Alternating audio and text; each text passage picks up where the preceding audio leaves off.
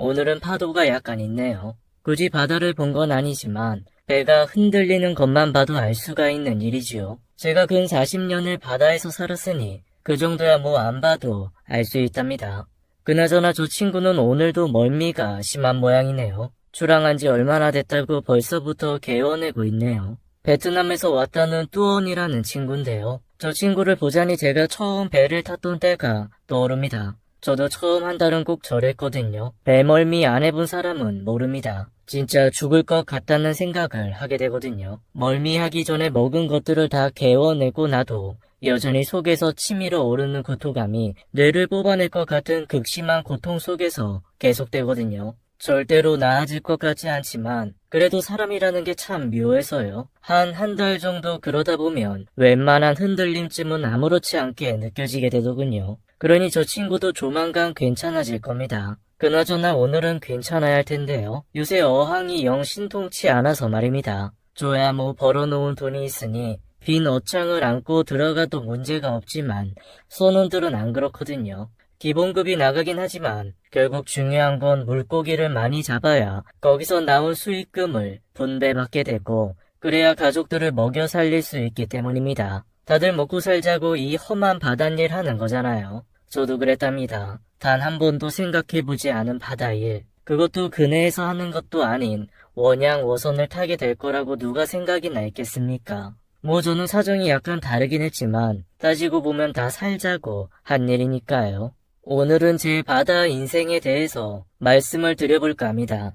여기에 올라온 사연들에 비하면 그닥 파란만장한 일은 아닐지는 모르겠지만 그래도 나름 듣는 재미는 있으실 거예요. 말로만 듣던 원양어선에서의 삶이 어떤지 궁금하시지 않겠습니까? 안녕하세요. 전 60대 초반의 뱃사람입니다. 평생 바다 일을 업으로 살아온 놈이죠. 세계 각지를 떠돌며 오징어나 꽁치, 참치 따위를 잡으며 평생을 지내왔습니다. 그렇게 살다 이제는 우리나라에 정착해 조그만 어선 한 척을 지닌 선주 겸 선장 노릇을 하며 살고 있어요. 운이 안 좋은 건지 제대로 된 가정은 꾸리지 못한 채 독거 노인으로 살고 있지요. 그럴 기회가 없었던 건 아니었는데 제가 부덕해서인지 기회를 놓쳤답니다. 덕분에 뱃일 안 나가는 날이면 방구석에서 뒹구는 게 전부인 그런 삶을 살고 있지요. 사실 이 채널을 알게 된 것도 그래서랍니다. 할 일이 없으니 유튜브에서 이것저것 뒤지다 사연 채널이라는 게 있다는 걸 알게 되었지요. 처음 그런 걸 들을 때만 해도 사실 좀 비웃었답니다. 세상에 뭐 저런 일이 다 있을까 싶어서요. 너무 극단적이잖아요. 평범한 사람이라면 절대 당할 수 없는 일들 천지였으니까요. 그런데 곰곰이 생각해보면 제가 겪은 일도 보통 사람이라면 경험해보지 못할 일이더라고요. 이후 노는 날이면 하루 종일 사연을 들으며 일희일비하는 게 유일한 낙이 되었습니다. 그렇게 듣다 보니 불쑥 그런 생각이 들더라고요. 제 이야기를 들려드려보면 어떨까 하는 생각이요. 그게 재미가 없을 수도 있지만 그래도 뱃사람 이야기는 또 새롭지 않을까 하는 생각에 이렇게 사연을 보내게 되었습니다. 저로선 제 인생 나름 파란만장했다 싶기도 하고요. 제가 대학을 들어가기 전까지는 정말 평범하게 살았답니다. 평범한 부모 밑에서 태어나 적당히 공부하다 적당한 대학에 입학해서 남들처럼 살 거라는 생각을 하고 살았거든요. 근데 그게 생각대로 되지 않았답니다. 다 저 때문이죠. 제가 대학에 들어갈 당시가 70년대 후반이었습니다. 아시겠지만 그때 나라가 엄청 시끄러웠지 않습니까? 말 한마디만 잘못해도 이상한 데 잡혀간다는 그런 세상이었지요. 그 와중에 가장 목소리를 내는 이들이 바로 대학생들이었고요. 소위 말하는 대모쟁이 말입니다. 그리 될 줄은 몰랐습니다. 근데 선배들과 사회의 불합리한 부분을 공부하다 보니 어느 순간 그 대열에 합류해 있던 저를 볼 수 있었습니다. 옳다 그르다의 문제가 아니었어요. 누군가는 해야 할 일이라고 생각했고 그래서 하게 된 거였어요. 그렇게 데모를 하며 지내다 보니 제가 꿈꾸던 삶과는 거리가 멀어졌답니다. 평범하게 대학을 졸업해 좋은 회사를 취직해 넥타이를 매고 살 줄 알았는데 그럴 수가 없게 되었습니다. 당장 대학 졸업장도 받을 수가 없었으니까요. 어느 순간 제가 제적을 당하게 되었답니다. 그 이야기를 하자면 한도 끝도 없을 것 같아 그건 생략하겠습니다. 다른 걸 다 떠나서 부모님에게 너무 죄송했어요. 자식놈이 잘 살기만을 바라는 부모님 기대를 송두리째 무너뜨렸으니까요. 그래도 그때는 그조차도 개의치 않는 불효막심한 놈이었습니다. 그렇게 대학을 나와서 들어간 곳이 전자부품을 만드는 회사였습니다. 소위 말하는 공돌이가 된 거죠. 학생 운동을 하는 친구들 중 저 같은 케이스가 적지 않습니다. 돈을 벌기 위한 목적이 아닙니다. 일종의 현장 체험 같은 개념이었거든요. 억압받는 노동자의 삶을 진정으로 이해해야 제대로 된 사회 변혁을 이뤄낼 수 있다는 그런 거죠. 아무튼 그렇게 들어간 공장에서 일과 운동을 이어갔지만 그 기간은 2달에 불과했답니다. 잘린 거죠. 언젠가는 그렇게 될 일이었습니다. 저희들이 공장에 취업할 때는 보통 학력을 속이는 게 일반적이었어요.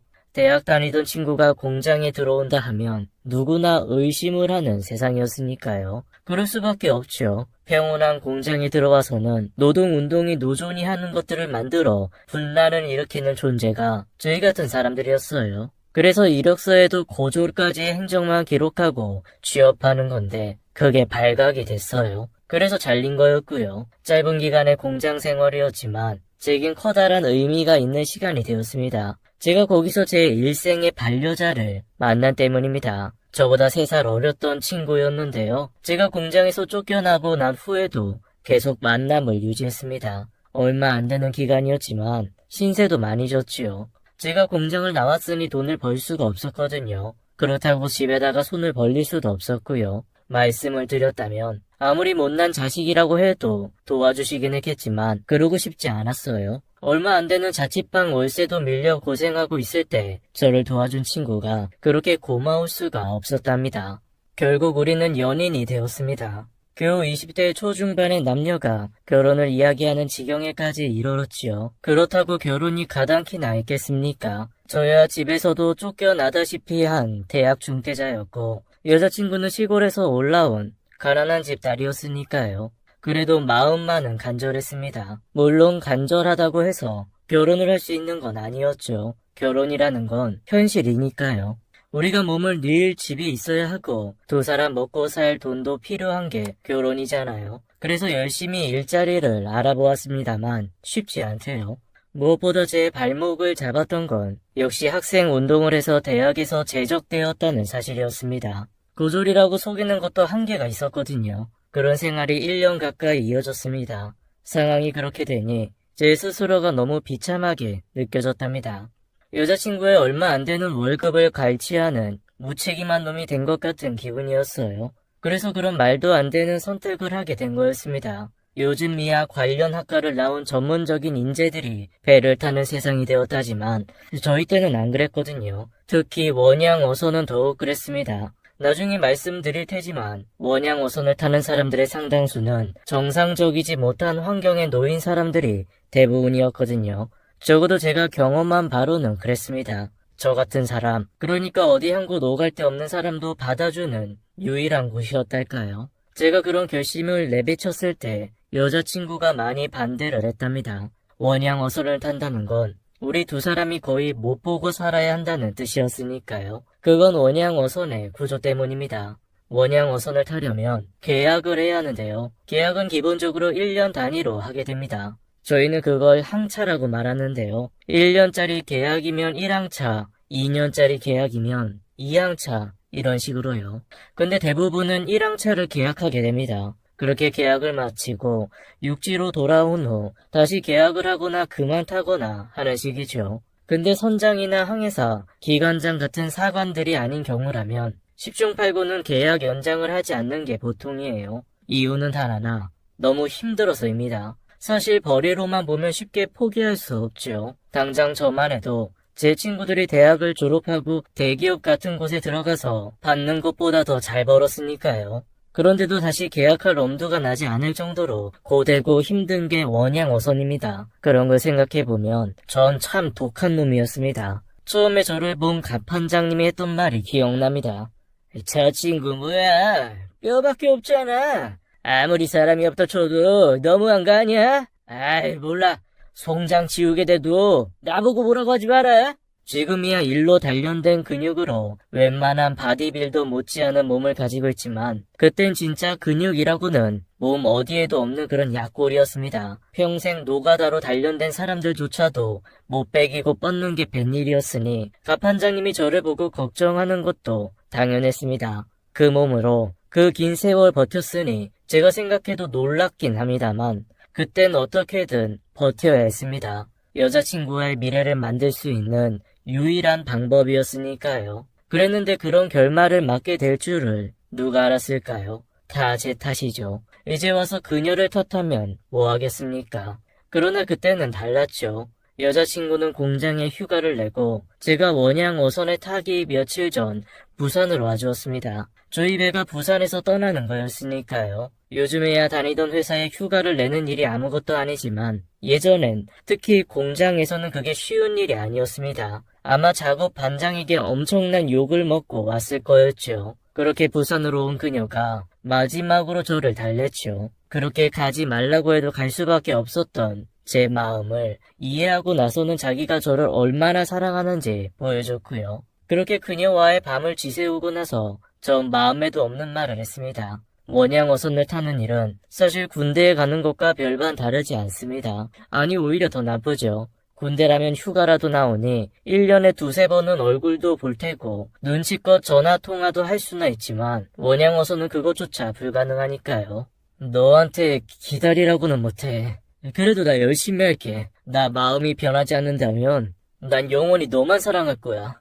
오빤 무슨 말을 그렇게 해. 오빠가 기다리지 말라고 해도 난 기다릴 거야. 그러니 제발 몸 조심히 건강히만 돌아와줘.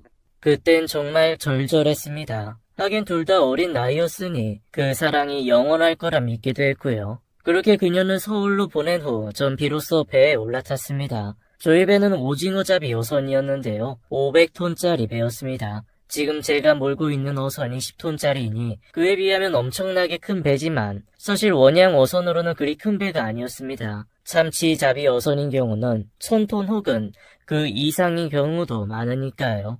생전 처음 배를 탄다는 게 두렵기도 했지만 설레는 마음이 더 컸어요. 이전까지와는 달리 몸을 쓰는 일을 하게 된 때문이기도 하지만 왠지 바닷일이라면 로망 같은 게 있기도 하니까요. 그런 생각은 배가 항구에서 떠나고 10여 분 만에 산산조각이 났습니다. 제가 부산으로 내려오고 나서 한 열흘 정도 같이 배를 타시는 분들과 숙소 생활을 했답니다. 일종의 트레이닝 기간이랄까요. 함께 배를 타는 동료들과도 가까워지게 되니 꼭 필요한 시간이기도 했고요. 앞서 말씀드린 것처럼 배를 타는 사람들은 천차만별이에요. 사업에 실패한 아저씨부터 교도소에서 갓 나온 사람, 도통 이유를 밝히지 않는 사람들까지 별의별 사람들이 다 있답니다. 어느 조직이나 마찬가지겠지만 모르는 사람들이 처음 만나게 되면 일종의 서열 다툼을 하게 마련이지요. 근데 거기는 안 그랬습니다. 나이가 많다고 해서 건방을 떨지도 않았고 학벌이 높다고 거만을 부리지도 않았죠. 모두 다 인생의 마지막에서 선택한 뱃일이라는 생각에 절로 겸손해지나 생각했답니다. 저희 상사인 갑판장님과 항이사님께서도 친절하셨으니 어린 마음에 일할만 하겠구나 했죠. 딱 거기까지였습니다. 배가 떠나면서 사람들이 완전히 달라졌거든요. 우리나라가 동방예의지국이라는 건 우리나라 안에 있을 때뿐이더라고요. 배가 육지를 떠나 바다에 접어들자마자 들리는 건 오직 반말뿐이었거든요. 이것도 순화시켜 말씀드린 거예요. 나이가 적건 많건 똑똑하건 무식하건 다 상관없었답니다. 거기선 누구나가 다 그냥 선원일 뿐이었으니까요. 모든 행동 하나하나에 쌍욕을 먹어야 하는 그런 신세였죠. 그럼에도 그 누구도 불평을 하지 않았어요. 다들 자신의 처지를 잘 알고 있었으니까요. 그리고 들을 말도 있었고요. 원양 어선 내에서 말 안 들어서 쥐도새도 모르게 바다에 버려져도 누구 하나 상관 안 한다는 그런 말 말입니다. 다 물색 모르는 사람들이 하는 소리였어요. 아무리 대한민국의 법이 와닿지 않는 먼 바다라고 해도 그런 일이 가능한 건 아닙니다. 그러나 아주 틀린 말 역시 아니에요. 당장 저도 제가 타고 있는 배에서 세 사람이 죽어나간 걸 봤으니까요. 하나는 자기가 바다에 뛰어든 케이스였고 둘은 밧줄에 걸려서 혹은 파도에 휩쓸려서 빠진 케이스였답니다. 구할 수 있지 않겠냐고 생각하시겠지만 남태평양의 파도는 저희가 생각하는 수준이 아니라는 게 문제입니다. 흔히들 하는 말로 집채만한 파도라고들 하잖아요. 정말이거든요. 그런 파도에 휩쓸리면 아무런 방법이 없답니다. 잡설이 길었네요. 아무튼 저희들은 진짜 온갖 쌍욕을 들으며 일을 했습니다. 처음엔 도저히 참을 수 없을 것 같다고 느꼈지만 그것도 지내다 보면 인이 백이더라고요. 사실 진짜 괴로운 건 그게 아니었어요. 제가 탄 배가 오징어를 잡으러 가는 곳이 아르헨티나 근처 남태평양 부근이었어요. 그 먼 곳까지 가서 오징어를 잡아야 할 이유가 어디 있겠냐 싶으시겠지만 찾는 사람이 많으니 국내에서 잡히는 오징어만으로는 수요를 맞출 수가 없었습니다. 국내에서 잡히는 오징어는 사람들 입으로 들어가는 것만으로도 소진이 됐거든요. 근데 오징어가 필요한 곳이 그뿐만이 아니었답니다. 오징어가 쓰이는 곳이 참으로 다양하더군요. 화장품 재료로도 쓰이고 사료 재료로도 쓰이는 등 여러 곳에서 오징어를 원한 때문이었어요. 그리고 지구 반대편까지 가서 오징어를 잡아야 싶겠지만 이유가 있었어요. 대부분이 중남미 국가들이 특별히 오징어 소비를 하지 않다 보니 우리 바다에선 볼 수 없는 수많은 오징어들이 살고 있었답니다. 잡지 않으니 남아도는 거죠. 진짜 상상 이상으로 많은 오징어들을 잡을 수 있답니다. 우리 바다에서 잡은 것의 몇 배, 아니 그 이상의 수확이 가능하다 보니 그 먼 곳까지 가는 거였죠. 문제는 거기까지 가는데 걸리는 시간이랍니다. 저희 배가 시속 10노트 정도의 속도를 지닌 배였는데요. 노트라는 건 바다에서 쓰는 용어로 킬로로 환산하면 2킬로가 좀 안 돼요. 엄청 느린 거죠. 1시간 내내 달려도 20km를 못 가니까요. 그 속도로 24시간 내내 달려서 목적지인 아르헨티나 근처까지 가는데 대충 50일 정도가 걸려요. 진짜 지겹더라고요. 뭐 그런다고 그 동안에 마냥 노는 것도 아니지요. 그 50일 내내 배에 녹을 벗겨내고 어업 준비하고 그런 걸로 시간을 때운답니다. 그래도 지겹긴 해요. 너무 지겨워서 죽겠다는 말을 느낄 수 있는 순간이랍니다. 사실 그건 그냥 맛보기 수준이고요. 진짜 고생은 그런 수준이 아니었답니다. 적도 부근의 바다를 지날 때면 말 그대로 찜통 안에 갇히는 느낌이라 숨이 턱턱 막히기도 했고요. 생전 처음 보는 거대한 파도를 맞을 때면 이러다 죽는구나 싶어 공포에 떨기도 했답니다. 물론 저희 같은 초짜들이나 그랬지 노련한 사관들은 무덤덤하긴 했습니다만 그것뿐이면 말을 안 합니다. 먹는 것 씻는 것 등은 또 어찌 그리 불편한지요. 몇 달을 육지에 정박하지 않고 하는 작업이다 보니 30명에 가까운 선원들의 식량은 대부분 냉동식품이거든요. 요즘이야 냉동식품의 질이 좋아서서 해동만 하면 이게 냉동된 건지 하겠지만 저희 때는 어디 그랬을까요? 냉동파, 냉동 양파 이런 건 그래도 양반이었어요. 냉동 김치 드셔보셨어요? 이건 김치도 아니고 그렇다고 배추도 아닌 것이 진짜 제가 뱃일을 오래 하면서 그런 생활에 익숙해졌다고 해도 그래도 냉동 김치만은 적응이 안 될 정도였답니다. 식수가 귀하니 씻는 거야 말할 것도 없고요. 이런 이야기는 너무 많아서 이 정도로 할게요. 그렇게 도착한 아르헨티나 바다에서 오징어 잡이라는 걸 했어요. 사실 잡는 방식은 우리나라에서 하는 것과 별반 차이가 없어요. 대낮같이 불을 밝히고 낚싯줄에 야광찌를 묶어서 수십 미터 더 아래로 보냅니다. 그렇게 해서 몇 마리나 잡겠냐 싶겠지만 취미로 하는 낚시꾼들처럼 두세 개를 쓰는 게 아닙니다. 잘 모르실 테지만 조상기랑 기계로 끌어올리는 건데 쉽게 생각하면 그물로 던져서 잡는 거랑 별반 차이가 없을 정도로 엄청나게 잡습니다. 그게 또 사람 미치게 하는 작업이랍니다. 집어든 불빛은 뜨겁지 오징어들은 발악을 하며 먹물을 내뿜지 작업 도중 끊임없이 몰려드는 거대한 파도에 대한 공포까지 겹치는 순간이면 새삼 거기가 지옥이구나 싶어질 정도입니다. 그래도 결국 거기도 사람 사는 곳이긴 합니다. 한 몇 달 그리 살다 보면 어느새 무덤덤하게 일만 하는 자신을 발견할 수 있거든요. 그게 전부라면 한번 원양 어선을 탔던 선원들이 많은 보수를 마다하고 재계약을 포기하지는 않을 겁니다. 일이 고되기는 해도 그만큼의 대가가 따르니까요. 그런데도 수많은 선원들이 한 번 하고 나면 계약을 망설이는 이유는 역시 외로움 때문 아닐까 싶어요. 참 속 편한 소리 한다 싶으실 테지만 원양 어선에서 느끼는 외로움은 일반적인 그것과는 전혀 다른 것입니다. 매일같이 반복되는 중노동에 지쳐가는 건 몸만이 아니거든요. 몸이 지치는 만큼 정신 역시 허약해져 간답니다. 어디에 눈을 돌려도 똑같기만 한 바다, 일에 지쳐 대화하는 것조차 잊어버린 사람들, 잠자리에 누울라 치면 수시로 흔들어 깨우는 바다의 소음을 듣다 보면 어느 순간엔 내가 왜 이러고 살아야 하나 싶은 순간들이 밀려갔다 밀려옵니다. 그렇게 몇 달을 이어지게 되면 정상적인 사고조차 불가능해지기도 하고요. 요즘으로 치면 쪽방 같은 잠자리의 불편함은 거기에 비하면 양반이랍니다. 그렇게 3달을 눈 뜨면 오징어를 잡고 눈 감으면 자고 그러다 깨서 외로움에 허덕이며 살았습니다. 오징어 성어기가 5월부터 7월인 게 다행이었죠. 물론 그게 끝이 아니었습니다. 오징어 잡이가 끝나면 다시 꽁치를 잡으러 가야 했거든요. 저희가 일하는 남태평양에는 꽁치가 별로 없어 북태평양으로 가야 하는 일정이었습니다. 그게 또 1달 반이었네요. 북태평양으로 가는 길은 역시나 남태평양으로 향할 때처럼 지루함의 연속이었습니다. 그래도 한 3달 일했다고 나름 어부인 양 자부했습니다만 이게 착각이었습니다. 오징어 잡이는 꽁치잡이에 비하면 신선 노름 수준이었으니까요. 계속 이야기가 길어지네요. 간략히 말씀드릴게요. 꽁치잡이가 시작되면 잠을 거의 못 자요. 그물잡이라 힘도 더 들고요. 한 그물에 평균 400톤의 꽁치가 걸려 올라오는데요. 이걸 하루에 수차례 반복을 해야 합니다. 이유는 하나예요. 보다 많이 잡기 위해서죠.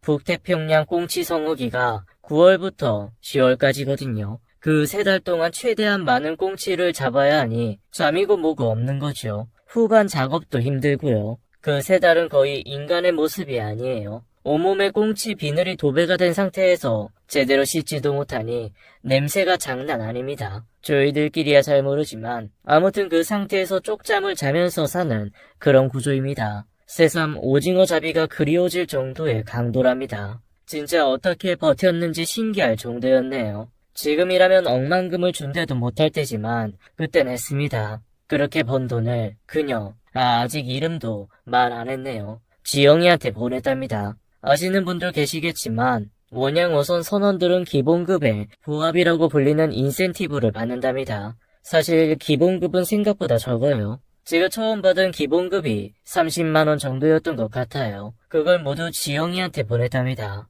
지영이가 왜 그 돈을 자기한테 보내냐고 뭐라 했지만 제 입장에선 그게 당연하다고 생각했답니다. 사정이 있어 결혼을 못했지만 한 거나 마찬가지라고 생각했거든요. 물론 대기업 다니는 친구들에 비하면 적긴 했지만 그래도 평균적으로 보면 적은 액수는 아니었어요. 무엇보다 원양 어선 선원들에게 중요한 건 기본급이 아니었거든요. 저희가 왜 그토록 죽자고 그물을 당길까요? 이유는 하나입니다. 많이 잡으면 그만큼 버는 돈이 늘어나서랍니다. 배를 탈 때야 기본급만 받지만 모든 일을 끝내고 국내로 들어오면 그동안 잡은 물고기들을 팔아 생긴 이익금을 직급에 따라 차등적으로 받게 되는데요. 이게 월급보다 훨씬 더 많거든요. 상황에 따라 다른데 평균적으로 보면 월급의 서너 배는 됐던 것 같아요. 그렇게 따져보면 제가 대기업 다니는 친구들보다 훨씬 더 잘 벌었던 거죠. 아무튼 그렇게 지옥 같은 1년을 보내고 한국으로 왔습니다. 1년 만에 지영이를 보자 어찌 그리 반갑든지요. 지영이가 너무도 달라진 제 모습에 눈물을 터뜨렸지만 겉모습이 뭐가 그리 중요할까요? 정말 많이 힘들었지만 그래서 중간중간 포기할까 싶은 날들의 연속이었지만 지영이를 보니 그 시간들이 무의미한 건 아니다 싶었거든요. 얼굴이 이게 뭐야? 그 뽀얗던 사람이 이젠 흑인이라고 해도 믿겠다. 그렇게 힘들었어? 아니, 할만했어. 우리 마누라는 그새 더 예뻐졌네. 몰라. 그렇게 힘들게 번 돈을 왜 나한테 다 보내? 그럼 어디로 보내? 남편이 돈 벌면 원래 마누라한테 주는 거잖아.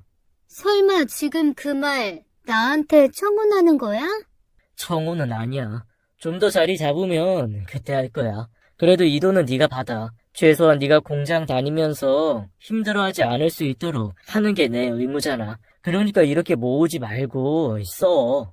지영이가 제가 보낸 기본급을 꼬박꼬박 모아놨더라고요. 한 푼도 안 쓰고요. 그러라고 보낸 게 아니었답니다. 전 그저 지영이가 좀 더 편해지길 바랬어요. 그 정도 돈이면 굳이 공장에 다니지 않아도 될 것 같았고요. 근데 지영이는 그럴 수 없다더군요. 내가 그 고생을 하면서 번 돈을 어떻게 쓰냐던 아이였어요. 그래서 더 사랑스럽고 그런 아이였으니 철석같이 믿었던 거였죠. 사실 제겐 계획이 있었습니다. 좀 늦어지긴 하겠지만 제대로 자리를 잡은 뒤에 지영이한테 청혼을 할 계획이었답니다. 그걸 위해서 지영이 몰래 준비하는 것도 있었고요. 그래서 당장 이야기하진 않았습니다. 나중에 팡 터뜨려서 지영이를 행복하게 만들어주고 싶었으니까요. 지영이와 보내는 시간이 한 달 남짓이었습니다. 근데 지영이가 공장을 다니니 하루 종일 같이 보낼 수가 없지 않습니까? 그게 너무 안타깝더라고요. 어차피 제가 보내는 돈이면 공장에서 받는 월급보다 훨씬 많았으니 공장을 다닐 필요도 없는 거였어요. 그래서 제가 꼬셨답니다. 지영아, 너 이제 공장 그만둬. 공장을 그만두면? 알잖아, 오빠. 나 시골 부모님도 챙겨야 돼. 그래서 공장 못 그만둬. 그래서 내가 돈 보내잖아. 앞으로는 계속 월급도 늘어날 거야. 그러니 그 돈이면 넉넉하지는 않아도 생활은 될 거고. 내가 이 돈을 어떻게 써? 안 돼. 아이, 안 되긴 뭐가 안 돼. 나 그러라고 돈 버는 거야. 오빠 또 배 탈 거야? 그래야지. 뭐 그래야 돈을 벌 수 있으니까. 난 어쩌고. 매번 오빠 보고 싶어 죽겠는데. 지영이는 내가 1년 배를 탄 것으로 바닷일을 그만두는 거라고 생각했나 봐요. 사실 그런 고민을 수도 없이 했지만 그럴 수 없었어요. 지영이와의 미래를 제대로 만들려면 제가 계속 배를 타는 것이 가장 확실했거든요. 물론 그 때문에 제가 지영이를 외롭게 만든 건 사실이에요. 그렇지만 그 정도 희생은 감수해야 한다고 생각했어요. 제 계획대로라면 한 5년, 늦어도 7, 8년이면 제 목표를 이룰 수 있을 것 같았거든요. 근데 지영이는 아니었나 보더라고요. 지금아 생각해보면 저도 지영이도 서로에게 못할 짓을 한 거였어요. 눈에서 멀어지면 마음에서 멀어지는 세상 이치를 몰랐던 거죠. 어리석었죠. 전 사랑이라는 게 영원히 가는 것인 줄 알았으니까요. 저희 만나고 처음으로 의견이 달라 때론 삐치고 또 때론 울기도 했습니다. 그래서 결국엔 지영이가 제 뜻을 받아주었습니다. 고마웠어요. 오빠 생각이 그렇다니 할 수 없지만 그래도 힘들면 언제든 돌아와. 우리 미래도 중요하지만 난 당장 눈앞에 오빠가 있는 게 더 좋으니까. 알아. 그래도 조금만 참아. 그리고 말한 대로 공장은 그만두고. 알았지? 사실 지영이가 공장을 그만두지 않는다고 제가 어쩔 수도 없었습니다. 저 먼 남태평양에서 달려올 수도 없었으니까요. 어쩌면 지영이는 말만 그렇게 하고 공장에 계속 다닌 건지도 모릅니다. 제가 번 돈을 허투루 낭비하기 싫어서였죠. 아마 3년은 그랬던 모양이었습니다. 제가 확인한 걸로는 그래요. 결국 지영이가 저를 사랑한 기간은 그 정도쯤이었을 겁니다. 전 그것도 모르고 20여 년을 지영이만 보고 살았고요. 바보 같지만 다 제 탓이죠. 그놈의 욕심이 뭔지. 오래만 하고 간둔다고 다짐하기를 수차례 마침내 제가 목표하던 바를 이루었습니다. 딱 7년 걸렸어요. 제 나이도 30이 넘었고 지영이도 30을 목전에 바라보던 때였습니다. 지영아, 우리 결혼하자. 남태평양 파푸아 뉴기니 해상에서 거대한 참치를 잡고 돌아온 제가 지영이한테 마침내 청혼을 했습니다. 저 하나만 보고 좋은 시절을 다 흘려보낸 지영이한테 너무 미안한 마음이었지만 그 세월 동안 서로 간에 믿음이 있었던지라 어느 정도는 합의된 상황이었습니다. 사실 제 말을 듣고 지영이가 눈물을 흘리지 않았을까 하는 기대도 있었답니다. 떡 줄 사람은 생각도 왔는데 제가 김칫국을 너무 많이 마셨더군요. 결혼? 꼭 그래야 돼? 그냥 지금처럼 살면 되잖아. 우리가 서로 사랑하는 마음만 있으면 난 그걸로 좋게. 아이, 그래도... 전에 오빠도 그랬잖아. 오빠가 나 아내로 여겨서 돈 다 보내는 거라고. 아니야? 아이, 당연히 그렇지. 그러니 내가 매달 월급을 다 보내는 거지. 그래도 이젠 나이도 있으니 정착하는 게 맞지 싶어. 그래서 말인데, 그간 숨겨왔던 비밀 보따리를 터뜨리려고 했습니다. 그 사실을 알고 나면 지영이가 안심하고 웨딩드레스를 입지 싶어서였어요. 근데 그럴 수 없었습니다. 오빠 미안한데 나 지금 약속 있어서 나가봐야 돼. 오늘 좀 늦을지도 몰라. 친구들이랑 한 약속이라. 이야기는 다음에 해. 나 다녀올게. 그렇게 지영이는 채 이야기를 끝내지도 않고 불이 나게 나가버렸답니다. 예상 밖의 상황에 많이 놀랐답니다. 결혼을 안 하겠다는 것도 그랬지만 1년 만에 온 저를 두고 약속을 나가겠다는 모습도 그랬어요. 그전까지는 지영이가 제가 귀국한 기간에는 거의 제 곁에 붙어 있었거든요. 물론 꼭 그래야 한다는 법은 없지만 오랜만에 보니 서로를 더 그리워하면 그렇게 될 수밖에 없는 거 아니었을까요? 그렇게 나간 지영이는 새벽이 다 되어서 들어왔습니다. 게다가 술이 떡이 되어서 들어오기까지 했어요. 기분이 많이 안 좋았습니다. 그러지 말아야 하는데 결국 잔소리를 하고 말았답니다. 무슨 술을 그렇게 마셔? 그리고 왜 그렇게 늦게 들어오는 건데? 오랜만에 친구를 만났어. 그러다 술도 먹다 보니 이렇게 됐네. 미안. 미안하다면 다야? 내가 너 기다리다 밤새 한 잠도 못 잔 건 어쩌고? 그 말이 그렇게 화를 돋을 일이었을까요? 겨우 하루 가지고 뭘 그래. 난 평생 오빠 기다리다 못 잔 사람이야. 난 겨우 하루잖아. 근데 오빠는? 됐다. 그만하자. 그러더니 토라져서 나가버렸답니다. 그리곤 들어오지 않더군요. 그나마 전화를 걸어준 게 다행이었습니다. 미안. 나 이런 기분으로 오빠 못 보겠어. 당분간 친구 집에서 지낼게. 뭐라 말할 틈도 없었습니다. 그리곤 전화를 끊었으니까요. 그렇게 소식을 끊은 지영이는 사흘 만에 집에 돌아왔습니다. 미안. 오빠한테 그러는 게 아닌데. 내가 그간 외로워서 그랬나 봐. 그래도 그러는 게 아니지. 오빤 그 고생을 하고 왔는데. 아니야. 내가 더 미안하지. 네가 얼마나 외로웠을지 생각도 안 하고. 아니야. 아무튼 우리 화해하자. 오빠 조만간 또 나가야 할 거잖아. 아니야. 나 이제 그만하고 다른 일 알아볼까 싶어. 그게 무슨 소리야? 오빠가 여기서 무슨 일을 해? 대학 중퇴에 전과까지 있는데 그냥 바다로 가. 이젠 경력도 붙어서 월급도 많잖아. 아이, 지영아. 그건 내가 버는 돈이랑 그리고 내가 좀 모은 돈 합하면 그러면 조그만 가게 자리 하나 정도는 알아볼 수 있지 않겠냐고 말할 참이었습니다. 근데 지영이가 날카롭게 반응을 하는 통에 채 그 말을 못 꺼냈습니다. 모아둔 돈이 어디 있어? 나 오빠가 시킨 대로 공장 관뒀어. 오빠가 보내준 돈으로 시골 부모님 봉양도 하고 나도 쓰다 보니 그 돈으로도 버겁더라. 오빤 나가 있으니 모르지만 요새 서울은 웬만큼 돈으론 버티기도 힘들어. 그러니 오빠 몇 년만 더 하자. 나도 이제 다시 일할 거고 오빠가 보내준 것까지 모으면 우리 그걸로 뭐라도 할 수 있을 거야. 사실 좀 놀랐습니다. 전 지영이가 그 돈을 모아뒀을 거라고 생각했어요. 비록 공장은 그만뒀어도 다른 일을 하고 있을 거라고 생각했는데 그게 아니었더군요. 아이, 그래도 얼마는 있을 거잖아. 에이, 그 정도면 돼. 오빠, 미안한데 없어. 오빠가 고생한 건 아는데 사실 그 돈이 풍족하게 쓸 정도도 아니고. 그러니 제발 내 말대로 하자. 몇 년만, 진짜 몇 년이면 돼.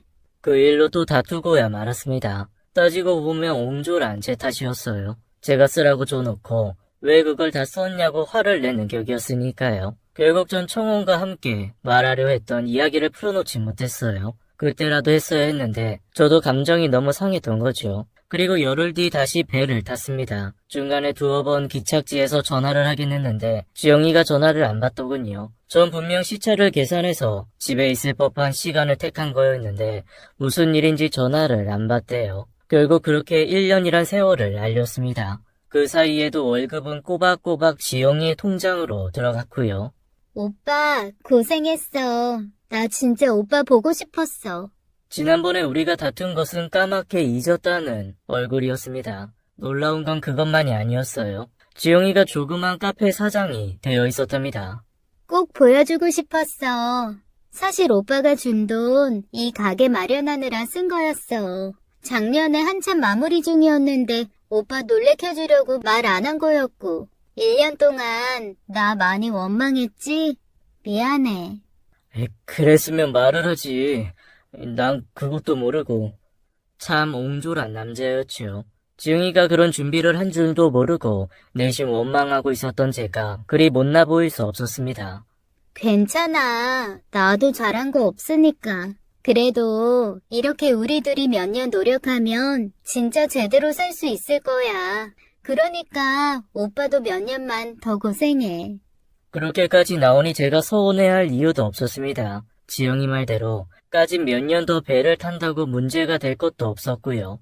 어차피 서로 사랑하는데 그게 뭔 문제일까요? 사실 육체적으로는 고되지만 경력이 쌓이면서 일 자체를 기피할 이유는 없었어요. 버는 돈도 늘었고 베테랑이라는 이유로 대접도 잘 받던 시절이었으니까요. 그렇게 지영이 말대로 5년을 더 일했습니다. 거기서 일을 접고 국내에 정착을 했어야 했는데 그럴 수 없었습니다. 아버지가 풍을 맞으시면서 집안 사정이 어려워졌거든요.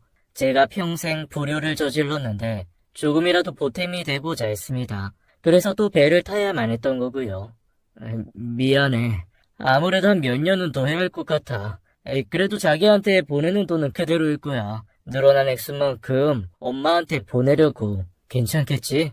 일순 서운한 표정인 듯 했지만 금세 원래 모습을 보이더군요.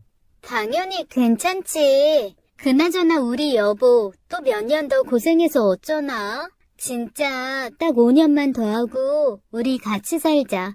알았지? 그렇게 5년을 더 정처 없이 떠돌아다녔습니다. 20대 중반의 청년이 40대를 훌쩍 넘긴 중년이 되도록 떠돌아다닌 인생이었어요. 사실 그 즈음엔 이게 제 천직이 아닐까 하는 생각도 적지 않았습니다. 뭐랄까요? 1년에 한두어 달 한국에 나와 있을 때에도 예전처럼 그렇게 막 포근하다거나 하는 느낌을 못 받아서일까요? 아무래도 안착할 곳이 없어 그런 것 같았어요. 예전이면 저랑 시간 보내기 급급하던 지영이도 어느 순간부터는 자연스레 자기 일을 하느라 저를 못 보는 일이 잦아졌거든요. 하긴 항상 뜨겁게 사랑하던 때와 모든 것이 같을 수는 없지 않습니까? 결혼만 안 했다 뿐이지 20년 가까운 세월을 부부처럼 살았습니다. 그쯤이면 권태기가 오는 것도 이상하지 않고요. 물론 그건 제가 아니라 지영이 입장에서 한 말입니다. 전 안 그랬거든요. 20살 그 시절이나 중년이 된 그때나 여자라곤 지영이가 유일했으니까요. 자기야, 나 다녀올 테니까 밥 챙겨 먹고 있어. 일 때문에 늦을 거야. 일 때문이라는데 뭘 하겠습니까만 왠지 예전과는 달라진 듯한 지영이 모습이 서운한 것만은 어쩔 수가 없었습니다. 그래서가 아닐까 합니다. 언제부턴가 땅 위에 있는 집보다 바다에 떠있는 배 안에 있는 조그만 제 침상이 더 편하게 느껴졌답니다. 만약에 그 일이 없었다면 전 60이 넘고 70이 넘어서도 태평양을 떠돌았을지 모르겠습니다. 써주지도 않겠지만 아무튼 그런 마음이었어요. 그렇게 배 위에서 살아가던 때였어요. 당시 제가 타던 배가 말썽을 일으켰답니다. 드문 일도 아니었어요. 워낙 오래된 놈이었으니까요. 보통은 기관장이나 갑판장선에서 수리가 되는 정도였지만 그땐 그게 안 됐어요. 하는 수 없이 근처 항구에 입항해 수리를 진행하려 했습니다. 선원들 입장에선 굉장히 즐거운 일이죠. 저야 그런데 관심도 없지만 뱃사람 중에선 술 좋아하고 여자 좋아하는 사람들이 적지 않거든요. 그래서 그런 때 이국의 정치를 맘껏 느끼곤 하지요. 짧으면 열흘, 길어도 한 달이면 수리를 마치고 다시 바다로 돌아가선 그간 못 채운 어획량을 채워야 하는 통에 고생이 갑절이 되는 일이었지만 어디 뱃놈들이 그런 생각을 한답니까? 저야 그저 그 시간 동안 휴식을 취하는 게 다였는데요. 문제가 보통 심각한 게 아니었어요. 도저히 수리가 안 되는 정도의 고장이었답니다. 당연히 난리가 났죠. 어떻게든 현지에서 방법을 찾으라는 게 회사의 지시였는데 그럴 수가 없었습니다. 결국 조업을 중단하고 귀국하란 명령이 떨어졌답니다. 아쉽긴 해도 어쩔 수 없었어요. 그렇게 한국으로 돌아왔어요. 그리고 바로 집으로 갔죠. 지영이를 놀래키고 싶은 마음이었어요. 아직 남태평양에 있어야 할 제가 갑자기 들이닥치면 어떤 표정을 지을지 너무 궁금하대요. 면세점에서 지영이가 좋아할 만한 것들을 사서 집으로 갔습니다. 그리고 벨을 눌렀죠. 지영이가 나오면 놀래켜줘야 하지 싶어 문 뒤에 숨기까지 했습니다. 그런데 지영이가 아니라 웬 남자가 나오지 뭡니까? 처음엔 제가 집 호수를 착각한 걸로 생각했습니다. 그런데 분명히 집 주소는 맞았습니다. 에이, 누구세요? 저 여기 윤지영 씨네 집 아닌가요? 맞는데요. 누구세요?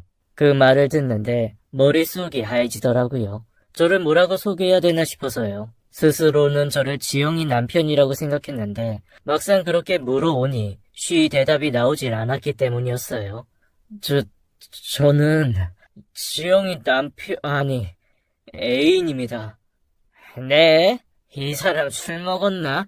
누님이 남편이 어딨어? 아니, 애인이라고 했나? 그럼 더더욱 말이 안 되지. 누님 애인은 난데. 당신 도대체 누구야? 저 진짜 바보 같았습니다.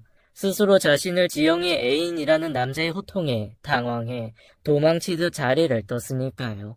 한참을 달린 후에 어느 버스 정류장 의자에 앉아서 생각을 정리했습니다. 도대체 무슨 일인지 알 수가 없었어요. 그러다 예전에 선배들이 한 말이 떠오르더라고요. 원양어선을 타려면 나처럼 홀가분해야 하는 거야. 그거 알지? 원양어선 타러 나온 유부남들이 막상 시간이 흘러서 집에 가면 자기가 모르는 애기 울음소리 들리더란 말. 아이 뭐 드문 일도 아니지. 여자도 내 품에 있을 때 내 여자지. 안아줄 남편도 없는데 요즘 세상에 누가 지조를 지키냐고. 저야 결혼을 한 것도 아니었고 무엇보다 지영이가 그럴 여자가 아니라는 확신이 있을 때여서 그런 상상 자체를 하지 않았습니다만 다른 유부남 선배들은 꽤나 심각한 표정이더군요. 설마 그럴까 싶었던 그 일이었습니다. 아무리 생각해봐도 방금 전 보았던 그 남자가 지영이와 특별한 관계란 건 분명했습니다. 그게 아니라면 주인도 없는 집에서 그렇게 헐렁한 옷을 입고 있을 리가 없으니까요. 제가 너무 안일했던 거죠. 전 왜 지영이가 항상 저만을 바라보며 살 거라고 생각한 것인지 모르겠습니다.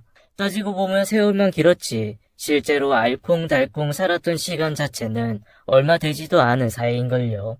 그러니 충분히 지영이가 그럴 수 있지 않나 자주하다 고개를 흔들었습니다.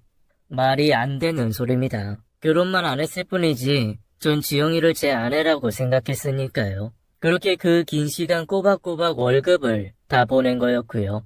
너무 화가 났습니다. 당장이라도 달려가 집을 뒤엎어버릴 마음으로 일어서려는데 왠지 그런 제 자신이 너무 초라해 보이지 뭡니까? 무슨 기분이었는지 잘 모르겠더군요. 꼭 그런 감정이었습니다. 하루 종일 조업을 하고 온몸에 기운 다 빠진 채로 밤바다를 올려볼 때 그 막막함 같은 거예요. 세상 모든 것이 다 부질없어지는 그런 기분이었습니다. 집으로 달려가는 대신 근처의 허름한 술집으로 향하는 것도 그래서였습니다. 별들이 쏟아지는 밤바다를 보며 막막해질 때면 어김없이 혼자서 술을 홀짝이던 그때의 습관을 반복한 거였어요. 조업 중에 술을 먹으면 안 되지만 그렇다고 안 먹는 것도 아니었답니다. 경험 없는 초짜들이 그러면 행여 사고가 일어날까 싶어 사관들이 단단히 막기 일쑤였지만 저처럼 노련한 베테랑한테는 잘 그러지 않는답니다. 서로 존중해주는 의미랄까요. 그래도 일하는데 지장을 끼치지 않음을 알기 때문이었죠. 분명히 저는 네온 쌓인 화려한 도시에 있음에도 마치 바다에 떠있는 듯한 심정으로 술을 기울였습니다. 술이 들어갈수록 차분해지는 마음을 들여다보며 스스로 놀라기도 했어요. 사실 말을 안 한 거지 모른다고 할 수는 없었습니다. 한때는 내가 배를 타지 않기를 바라며 내 소매자락을 움켜쥐던 지영이가 언제부턴가는 내가 배를 타지 않는 게 못내 불안하고 불편하다는 식으로 반응했으니까요. 제가 아무것도 모르던 어린애일 때야 그랬다 쳐도 알 것 다 알아버린 중년의 남성이 되고서도 그걸 모를 리가 없었죠. 다만 인정하기 싫었을 뿐이었답니다. 그걸 인정하는 순간 제 청춘의 모든 순간들이 부질없이 되어버리니까요. 생각해보면 제가 배를 탄 건 지영이와의 미래를 그리기 위한 수단이었지만 죽을 만큼 힘들고 때론 진짜 죽음의 위기를 수차례 겪으면서도 끝끝내 무거운 그물을 끌어올릴 수 있었던 건 모두 지영이와 관련이 있었고요. 그랬던 지영이가 나 아닌 다른 사람을 사랑하는 걸 인정하게 되면 제가 20년 가까이 배를 탄 게 모두 헛된 일이 되는 거였죠. 그래서 알면서도 모른 채 하려고 기를 쓰고 애를 쓴 거였답니다. 그때는 그랬어요. 어리석은 생각이었어요. 60이 넘은 지금 생각해보면 충분히 그럴 수도 있는 상황이다 싶거든요. 제가 지영이한테 그 어떤 확신도 주지 못했으니까요. 정말로 그랬다면 하다못해 혼인신고라도 하는 게 맞았겠죠. 근데 안 그랬답니다. 지영이가 결혼식도 혼인신고도 필요 없다고 말해서 그랬다고 변명하겠지만 그건 그냥 변명이었어요. 진짜로 제가 원하고 바랬다면 그래야 했겠죠. 어쩌면 그리도 미숙한 인간이었는지요. 그러나 당시엔 그런 마음이 아니었어요. 취기가 오를수록 머릿속은 명확해져 갔습니다. 어쩌면 오해일 수도 있고 서로 사실이라고 해도 지영이와 이야기를 해야 했습니다. 지영이의 마음이 뭔지 확실히 알아야 정리를 하든 혹은 새로운 출발을 하든 할 수 있다고 생각했어요. 그래서 전화를 걸었답니다. 오빠, 지금 어디야? 오해야. 빨리 집으로 와. 자세한 건 집에 오면 이야기해줄게. 그 말을 듣고 기뻐했습니다. 사실이 뭐였건 일단은 지영이가 나를 위해 그런 말을 해줬다는 생각 때문이었어요. 다시 벨을 눌렀습니다. 이번엔 남자 대신 지영이가 저를 맞았고요. 오빠, 오해하면 안 돼. 걔 내가 데리고 있는 직원이야. 어제 우리 집에서 직원 회식을 하고 술에 취해서 있다가 오빠를 봤나 봐. 걔는 오빠 존재를 몰라. 그래서 오빠가 내 남편, 아니 애인이라고 하니까 순간 장난기가 발동했나 봐. 내가 엄청 혼내서 보냈어. 미안해. 사실인지 아닌지조차 중요하지 않다고 느껴진 이유는 뭐였을까요? 어쩌면 저 미리부터 포기하고 있었는지도 몰랐어요. 그래도 그나마 위안이 되는 건 지영이가 내가 상처받지 않도록 최선을 다해 변명하고 있다는 것 뿐이었으니까요. 그런 거였구나. 아이, 난 그런 건 줄도 모르고. 됐어. 그럴 수도 있지. 그 말에 비로소 안심하는 지영이를 보며 저 역시 기뻐했습니다. 지영이와는 좀 다른 의미였겠지만 아무튼 그랬어요. 갑자기 오게 된 이유를 설명하고 가지고 온 선물을 주니 또 좋아하더군요. 예전 생각이 나대요. 제가 그물에서 나온 희귀한 조개 껍질을 줬을 때 기뻐하던 지영이의 모습 말입니다. 단돈 100원의 가치도 없는 알량한 조개 껍질 하나에도 진심으로 기뻐하던 지영이. 그러나 세월이 너무 많이 흘렀습니다. 더 이상 지영이는 조개 껍질에 즐거워할 수 없는 사람이 되어 있었답니다. 남자를 쫓아보내면서도 집안 여기저기 남아있는 남자의 흔적을 지우지 못한 지영이를 보며 마음을 정리해갈 수 있었습니다. 다음날 함께 귀국한 선원들과 나머지 일정을 가져야 한다는 핑계로 집을 나섰습니다. 제 나름대로는 마음을 정리할 시간이 필요해서였습니다. 제 젊은 나를 지켜준 여자였습니다. 비록 그 여자가 제가 아닌 다른 남자를 선택했지만 그걸로 그녀를 비난할 수 없다는 생각뿐이었습니다. 그래서 그녀를 위해 조그만 선물도 준비했어요. 어르신들이 보기엔 참 유치할 테지만 그게 지영이에 대한 예의라고 생각했고요. 20년 가까이 칠흑 같은 바다의 밤을 지켜본 탓에 꽤나 철학자처럼 행사하는 게 웃겼지만 그땐 그랬습니다. 모든 생각이 정리된 후 지영이를 만났어요. 이거 받아. 뭔데? 다이아 반지? 설마 이거 나한테 청혼하는 거야? 그 짧은 순간에도 지영이의 표정을 살필 만큼 저는 마음이 정리가 된 모양이었어요. 분명한 건 별로 기뻐하지 않는다는 거였어요. 당연했겠죠. 저는 이미 과거의 남자였으니까요. 아니야. 그런 건 아니고 그냥 주고 싶었어. 예전에 진짜 주고 싶었는데 그땐 그럴 형편이 아니었어서. 진짜 다른 의도 없어. 그냥 주고 싶어서. 그러니까 받아줘. 그래? 그런 거라면 뭐. 근데 이거 몇 부야? 지영이의 눈이 반짝이더군요. 제 마음이 얼마나 큰지보다는 다이아가 얼마나 큰지가 더 중요해 보였습니다. 그걸 보니 완벽하게 마음을 정리할 수 있겠더라고요. 그동안 고마웠어. 그리고 많이 미안했고. 그게 무슨 소리야? 우리 인연은 여기까지인 것 같다. 이제 지쳤어. 배도 사람도.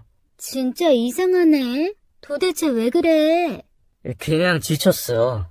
이제 쉬고 싶어. 그냥 조용한 시골 마을에 조그만 집 짓고 그렇게 살았으면 싶어서. 나보고 같이 그렇게 살자는 말이야? 아니야.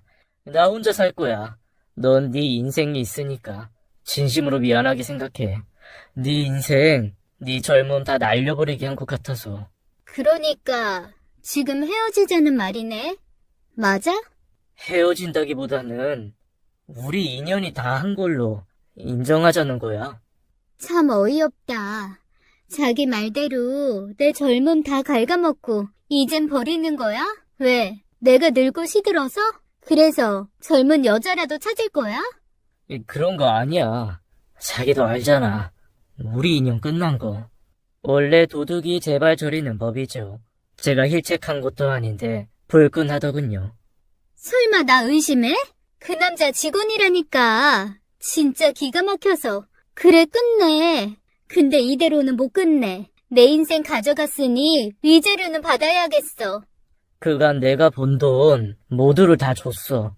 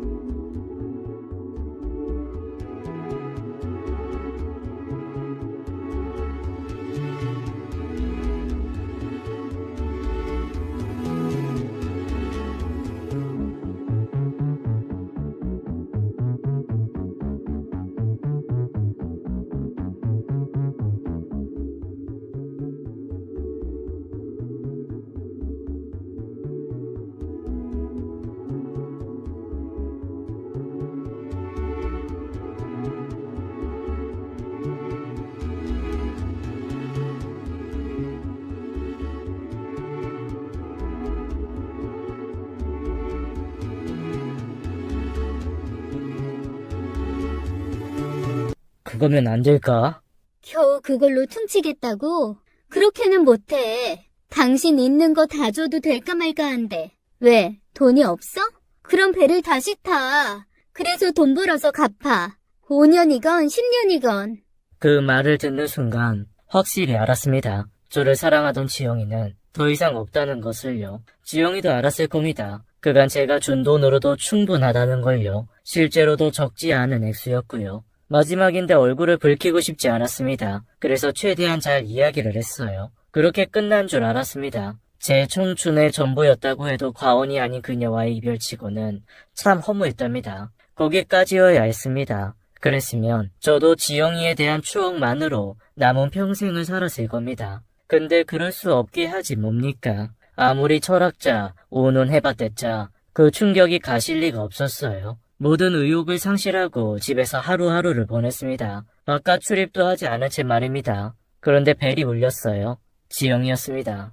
돈 없다면서. 이 아파트가 얼마짜린데. 그러면서 한 푼도 안 주고 입을 씻겠다고?